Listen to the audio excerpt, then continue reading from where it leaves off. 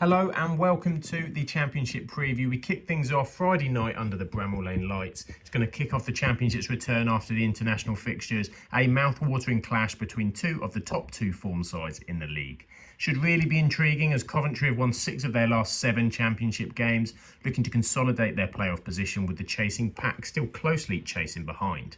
Chris Wilder brings a strong run of form with 10 points taken from their last 4 fixtures. With 8 games to go, every point is vital as 3 does not go into 2 in the Championship promotion race. The Blades are dealing with several absences. Alfie Gilchrist, Harry Clark and Rhys Norrington-Davies are expected to remain sidelined. Midfielders Tom Davis, Ollie Arblaster and Jamie Shackleton also unavailable with long-term injuries. Coventry have received a boost with the potential return of Jack Rodoni, Brandon Thomas-Asante and Ben Sheaf, who have been recovering from their injuries. However, their fitness will need to be assessed to see if they travel.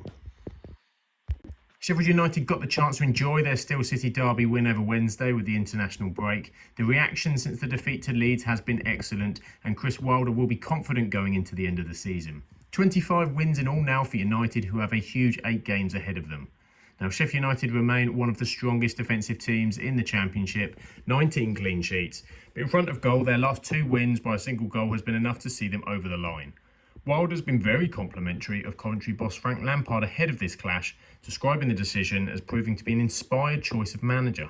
He'll be eager to get one over on the Sky Blues boss, however, as every weekend there will be an eye on their result and then looking to Leeds and Burnley. Excitement has been the order of home games for Coventry this season, but away games seem more of a struggle to hit the back of the net. Before the international break, Coventry surged into the playoff places. It's looking like a difficult task for them to be denied on this form. However, this is one of their biggest tests in the run-in and will also be a good barometer of how far this Coventry side has come under Frank Lampard. Haji Wright's hat-trick is ominous for the rest of the division. Is he back now in full form after his injury? With a goal every 0.72 games, Wright has the best ratio in the division for his 10 goals, ahead of next best, which will be his direct opponent this Friday, Tyrese Campbell, with 0.67 goals per 90. When these two met earlier this season, they contested an exciting 2-2 draw, which saw a late comeback from Coventry to pull themselves back level. Sheffield United twice at the lead, Tyrese Campbell scoring early and Jezaran Raksaki adding another. Coventry, however, showed resilience. They equalised through Norman Bassett and later Bobby Thomas in the final 10 minutes. The Blades did play that game with 10 men for a significant portion after Ano Admarzic was sent off before half-time. It's the home side who have the better of the head-to-heads at Bramall Lane in recent times, with Coventry winless in their last 6 games at Sheffield United. Can the Blades continue their drive towards the top 2, or will the surging form of the Sky Blues be enough to blunt the Blades?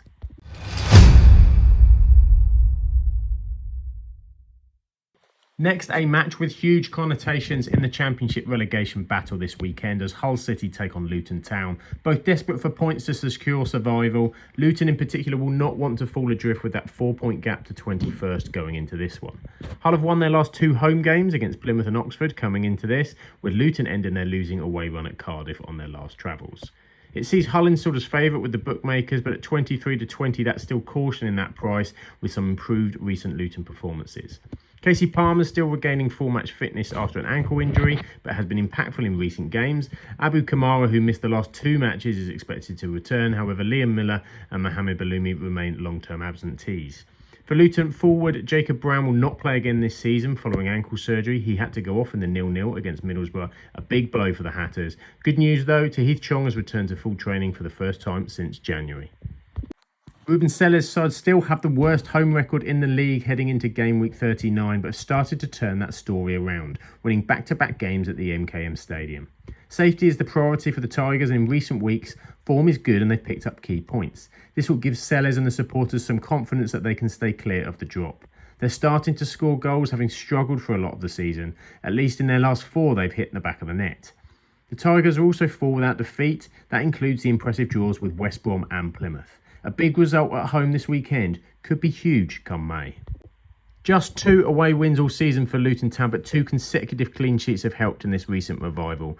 Luton turned in a respectable performance against Middlesbrough in their last league outing, with 19 shots in the draw against Borough, but they couldn't find a way to score.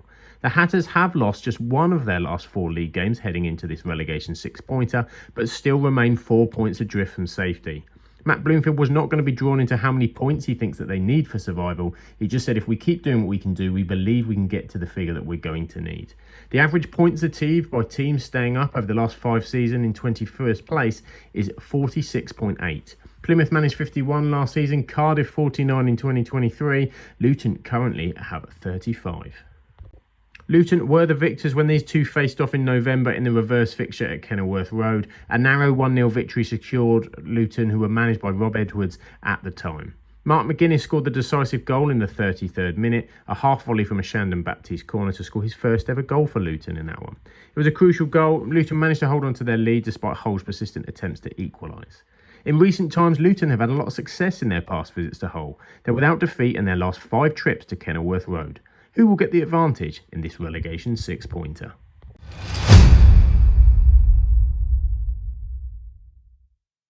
Watford will host Plymouth on Saturday lunchtime at Vicarage Road, with hopes for the home side still of fighting for the playoffs, while Plymouth are in deep relegation trouble. The odds as expected are very much with the home side, as you would expect, particularly with 2 wins in their last 3 home games.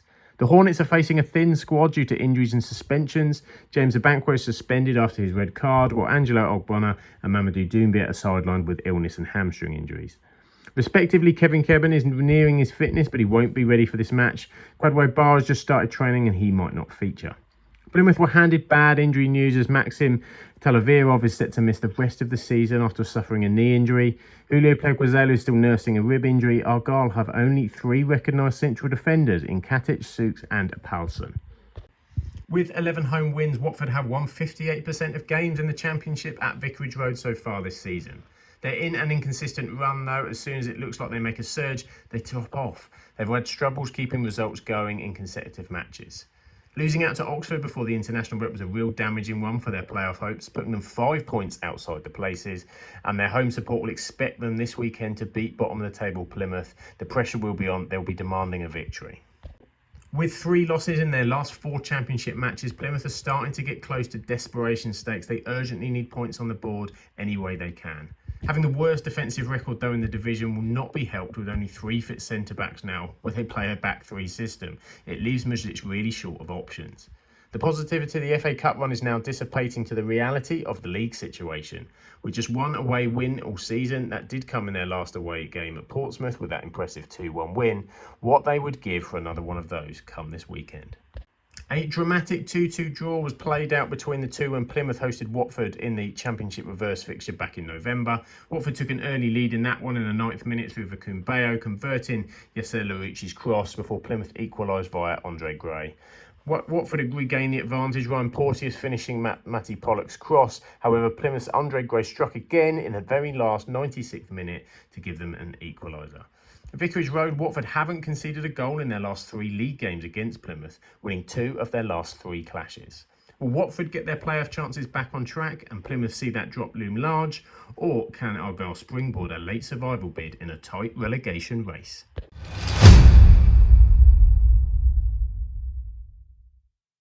Burnley fight for their promotion chances again this weekend with a visit of an impressive Bristol City as 2 of the top 7 match off at Turf Moor. Burnley are certainly in a home unbeaten run when you look at their form, but Bristol City without away defeat in 4 will pose a very interesting threat. The odds are in favour of Burnley, but a draw at 5-2 is an option that Bristol City will see backed by a few after 3 away draws in their last 5.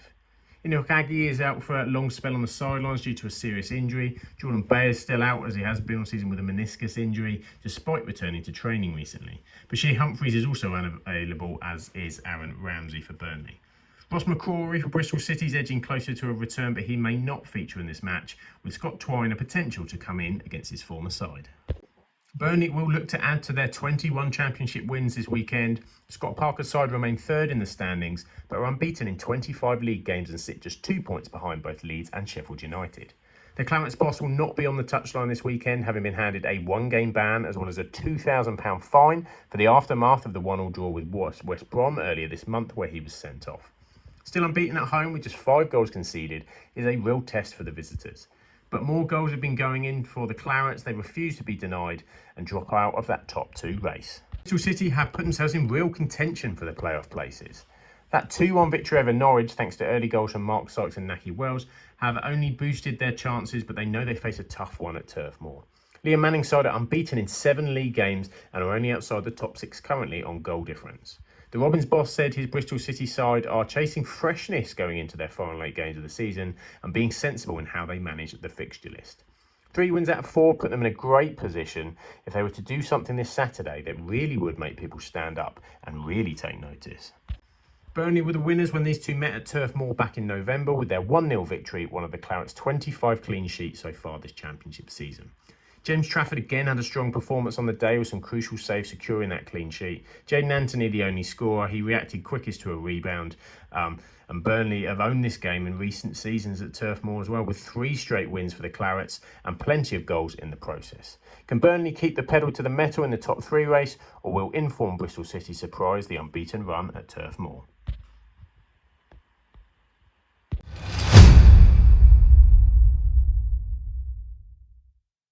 Cardiff City and Sheffield Wednesday see Omar Ritza take on Danny Röhl as the championship returns. Cardiff's home form has been a bit sticky, while Wednesday have won 3 of their last 5 matches away from Hillsborough. It sets up an interesting encounter with the away side the favourites and outside hopes of playoffs they're hoping to keep alive. Cardiff experienced midfielder Aaron Ramsey will miss the remainder of the season after undergoing hamstring surgery. Joe Rawls also being assessed for a calf injury that he picked up before the international break. For Wednesday, Akim Fameworth and Dishon Bernard remain unavailable. Max Lowe's knee injury might keep him out. However, Anthony Musaba and Michael Ihikwe could return. Goals from Yusuf Salic and Yakou Mate sealed a critical 2-1 away at free-falling Blackburn in game week 38. Cardiff ending a run of 3 successive league defeats at Ewood Park with that one.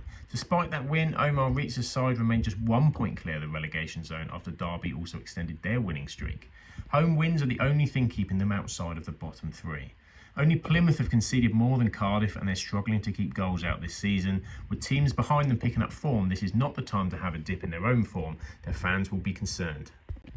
The Owls will want to put the disappointment of the Stoke City derby behind them in South Wales this Saturday. That loss was the 15th defeat of the season for Wednesday, as a mid-table finish looks likely at this point, particularly considering how many teams are fighting above them in the table.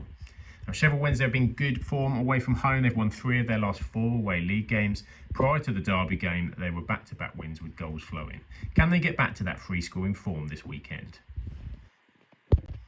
In the reverse fixture at Hillsborough, Sheffield Wednesday and Cardiff shared out a 1-1 draw back in November. Cardiff's Ollie Tanner opened the scoring, but Sheffield Wednesday quickly responded 2 minutes later with a Dishon Bernard score. Both teams had opportunities to take the lead, but solid defensive efforts and missed chances kept the scoreline level in that one. Cardiff did win this fixture at the start of last season with a 2-1 victory over their opponents, and the home fans would love to see a repeat on Saturday. Will Cardiff boost their chances of Championship football next season, or will the Owls fly off with the points from South Wales?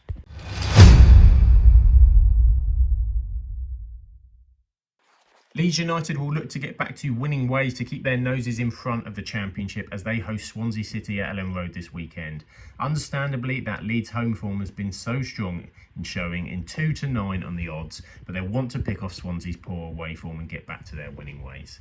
This week, Swansea confirmed that Alan Sheehan has agreed to remain in charge to the end of the season and has added to his staff with the appointment of Mark Fotheringham and Richard Stearman. Willie Gnonto is out after picking up an injury during international duty. Max Rovers doubtful, recovering from knee surgery. Junior Firpo and Ethan Ampadu are also unavailable, while Elia Gruev and Jay Fulton are sidelined, of course, with long-term issues. Harry Darling is a doubt due to a hip injury, and Christian Pedersen still out following surgery for the Swans.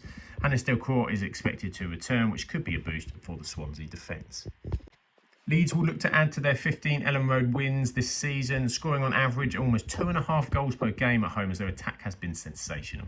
The top 3 sides in the Championship are separated by just 2 points with 8 games remaining, as it looks an exhilarating run-in. Can Leeds handle the upcoming pressure and tension in the games to come, as wins are their pathway to glory?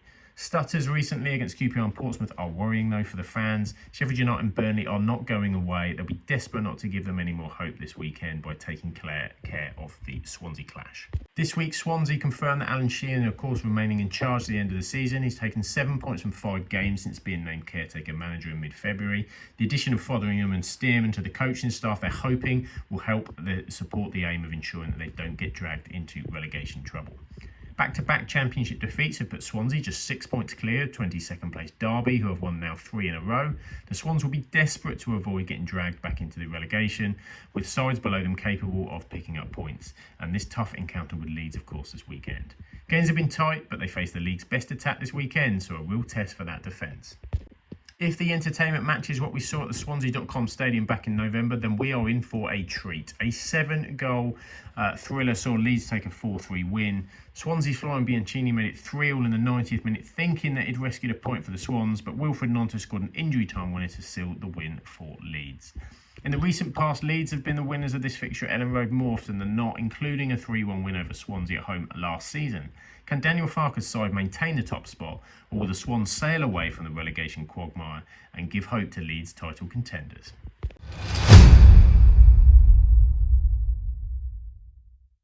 The Riverside Stadium hosts Middlesbrough against Oxford United this weekend as Michael Carrick takes on Gary Rowett, with both having eyes on the other end of the table. Back-to-back home wins for Borough as they've been more back on track recently, taking on an Oxford side who are struggling with away form and have suffered recently because of it. The odds are no surprise, placing Middlesbrough as clear favourites, with the home fans certainly expectant of the 3 points. Team news: Aidan Morris is out with a knee injury. He'll be sidelined for several weeks. Hayden Hackney is also doubtful after picking up a knock during international duty. Senny Jiang unavailable due to illness. Solbrin potential to come in. Tyler Goodham is expected to return to the squad, but centre-back Elliot Moore is out with a hamstring injury for Oxford. Middlesbrough go into this one just 3 points behind West Brom after some recent points. They've won just one of their last 3 league matches. A frustrating 0-0 draw against Luton, when wins are the key to breaking into that top 6. They do boast the third most potent attack in the Championship, and 3 wins from 5 has renewed belief amongst some of the Borough supporters. So much of Borough's playoff prospects now rest on the shoulders of makeshift Johnny Howson and Neto Borges amongst their defensive injury crisis. Will they have enough to oversee victory over Oxford this weekend? Oxford picked up a very important win last time around, having dropped down the league thanks to a really poor run of form. A win this weekend would be only a second away win this season for Oxford United in the Championship. But they have only scored 12 times away from the Kassam in comparison to the 27 they've scored there. A year ago, it looked like Oxford United were going nowhere in League One, but their final 8 games of the season produced 5 wins and 2 draws, which helped them sneak into the playoffs.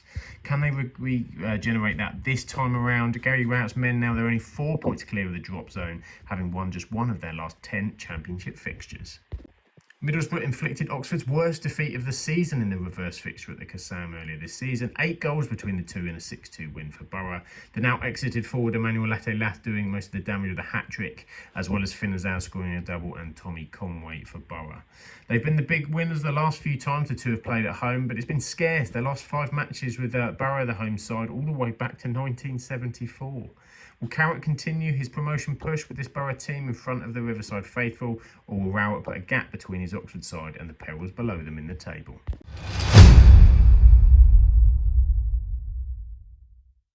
West Bromwich Albion in 6th visit Norwich City in 13th at Carrow Road this weekend. Norwich have had a patchy run of home form, taking on the Baggies, who are desperate for an away win. The odds share this uncertainty in which way this one's going to go, as Norwich fans will tell you that even within a game they can go from one extreme to another. Marcelino Nunes was only fit enough to make the bench for Norwich before the international break, but he's expected to return to the starting 11 on Saturday. West Brom injured trio Josh Madger, Judd Wallace and Semi Ajayi are all facing at least another couple of weeks on the sideline, while Darnell Furlong completes the 3rd match of his suspension, missing the Norwich game. It's important we do everything to give the fans a good experience at the end of the season because we owe them that, said Thorup. Back-to-back league losses will not help that recently, though. Playoffs are looking like a tall order with an 8-point gap now off that all-important 6th position. Goals still fly in at both ends, though. Entertainment still on high for Norwich, but a real tester with a strong West Brom side visiting. Can they add to their 44 goals scored at Carrow Road so far this season? Tony Mowbray's men are unbeaten in 6 league games, but 4 of those games have ended in draws as West Brom remain a difficult side to beat. Since the appointment of Mowbray, however, West Brom have looked good, an experienced head in this league, and will know what is required of his team if they are to make the playoffs. He said of this one, we can't keep drawing games and thinking that's okay. We have to find a way to win, so we're going to Norwich this weekend to be really positive and aggressive. It's a fair point as the Baggies have only won 4 away games compared to the 10 that they've drawn this season. They may have to really push in this final stint to see themselves in the top 6. Can they start that this weekend? Desmond was in town when the two met at the Hawthorns earlier this season with a 2-2, and all goals were scored in the first half. Mason Holgate opened the scoring for West Brom, Emilio Marcondes equalising for Norwich. Norwich had took the lead with an own goal by Torbjorn Hegem, and top scorer Josh Madger then levelled it for the Baggies with a sensational volley. Norwich won this one back last season in January 2024 with a 2-0 victory, with West Brom having the better of battles in recent times. The Canaries will be hoping to secure a really positive win at home for the Baggies against the Baggies, but will they be singing come full time, or will it be points bagged for the Baggies at Carrow Road?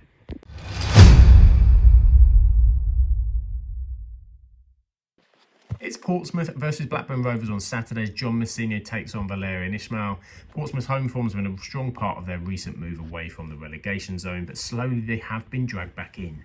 Blackburn have been in free fall away from home with 4 losses in the last 5, will likely find Fratton Park a really big test.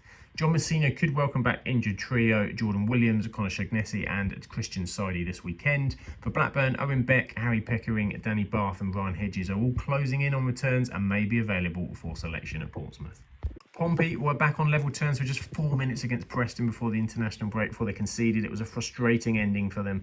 Mousinho was fuming after the Preston slip, said, "I'm absolutely furious. I can't believe what we did after getting the equaliser. Unacceptable on so many levels. I think we've been far too nice, far too kind on this team for too long. That was absolutely awful," not mincing his words at all. 2 back-to-back losses have undone a lot of the good work done after the victory against Leeds. They've come back to relying on home form to try and see them out of any potential trouble. 9 wins at home, just 1 more, and that'll be 50% of all their matches at home in the Championship being wins at Fratton Park this season. Can they get it with Blackburn visiting this Saturday? That's 3 straight defeats now for Blackburn as the season is in danger of fading away from that excellent early position. The drama around the Eustace situation is probably a shell-shocked squad even that Ismaël is trying to work with. Players are coming back from injury, but Blackburn need to stop this rot now, and they've returned off the international break to try and do that. It's not over in terms of the playoff, but it does need a quick turnaround. 10 away losses isn't good reading and points to trouble on their travels. Ismaël's not had it easy with 1 point in their last 5 Championship fixtures as their good season and potential unexpected playoff position is certainly dropping away. Blackburn were well in control of this reverse fixture with a 3-0 victory back in January, which saw them jump back into the playoff positions at the time. Maktar Gay, Callum Britton and Andreas Weimans all on target in the second half for Rovers. Pompey had their chances in that one, but they couldn't capitalise. Going back in the past number of these fixtures, the two actually were in the Premier League for most of those, but the last Fratton Park encounter was actually in League One with Blackburn taking the victory. Can Pompey show through their home form to cause Blackburn further frustration, or will Ismaël start to get his team ticking down on the south coast?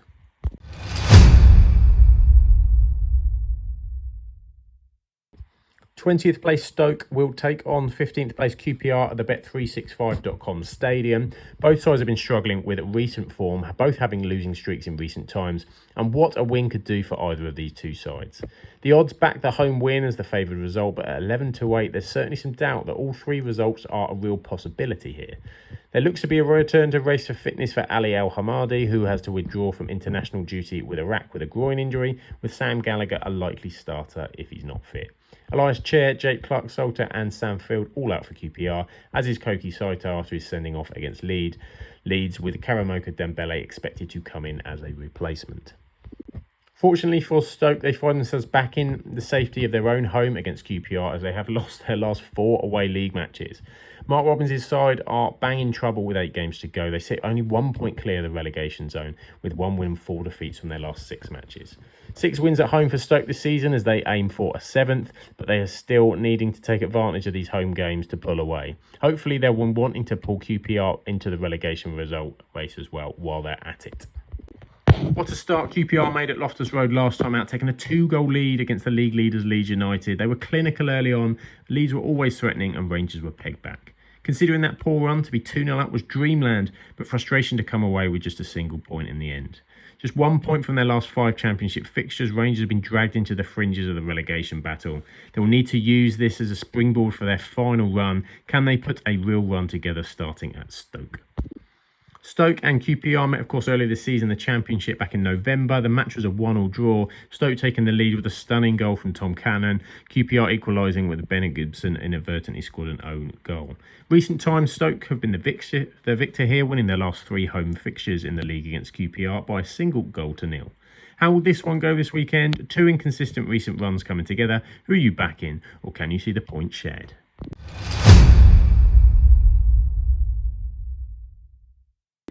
Sunderland and Millwall face off in a top half fixture this weekend as the Stadium of Light want this playoff position secured. Sunderland have been very difficult to beat at home. It would take a real performance from Millwall, who do have 2 away wins in recent matches in their pocket. The odds share this pessimism, with the home side very much the favourites heading into this one. International duty brought an injury though for Sunderland, with Trey Hume returning from the Northern Ireland squad with a hip injury. Sees him set to miss the game. Dennis Sirkin and Enzo Lefebvre are also both slight doubts for the hosts. Camille Negley and George Honeyman are back in training for the away side, but they won't be available for selection on Saturday, while with Ryan Leonard and Macaulay Langstaff not too far away from a return. Regis Lebris says he will find a solution to plug the gaps in his side's defence with players missing. 3 wins in their last 4 though, unbeaten in 4 as well. It looks like playoffs is coming. Players coming back from injury will be keen to see how this all plays out for them though come the end of the season. Their defence has been good and will really be challenged now with these missing players. 12 points is the gap between Sunderland and current 7th place Bristol City. Expectancy is that should be well enough, but Lebris will be keen to make sure and build a run into the playoffs. Millwall head coach Alex Neil says the job has been everything I expected it to be and better since taking over from Neil Harris in December. They have a lot of games against the top sides coming up though. Who knows if they put a run together what could happen, but it's certainly tough. With the win against Stoke, they will hope for something similar up north. With a last-minute winner last time out, only Coventry have now scored more 90th minute winning goals in the Championship this season than Millwall. What they would give for another one of those at Stadium of Light on Saturday. A 1-1 draw was shared between the two back in November in a game notable for 2 medical emergencies in the crowd, which caused a significant delay during the first half. Sunderland took the lead in the 10th minute with a superb volley from Aaron Connolly, and Millwall equalised in stoppage time through Femi Aziz, who struck a late goal to rescue a point for the Lions. Towards the end of last season, Millwall picked the victory up at the Stadium of Light with a 1-0 win. Can Sunderland see off Millwall, keeping their eyes firmly fixed on the playoffs, or will Millwall boost their hopes? We'll catch you next week with a review of what happened on Championship Matchday. Please share some love with the subscribe and the liking, hoping to give previews and reviews all the way to the end of the season for the Championship. For now, enjoy the football, and I will catch you on the next one.